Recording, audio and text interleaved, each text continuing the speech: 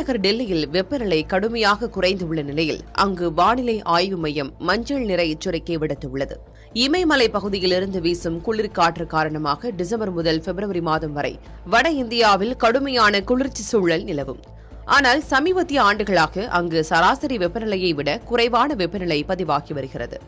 அந்த வகையில் கடந்த சில நாட்களாக டெல்லி உள்ளிட்ட பகுதிகளில் கடுமையான குளிர் நிலவி வருகிறது.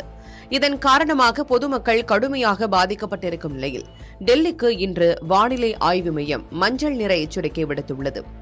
டெல்லியின் சப்தர்ஜங்கில் வியாழக்கிழமை குறைந்தபட்ச வெப்பநிலை 5.8 டிகிரி செல்சியஸாகவும் இதற்கு முந்தைய நாள் 8.6 டிகிரி செல்சியஸாகவும், பாலம் பகுதியில் குறைந்தபட்ச வெப்பநிலை 4.8 டிகிரி செல்சியஸாகவும் பதிவாகின.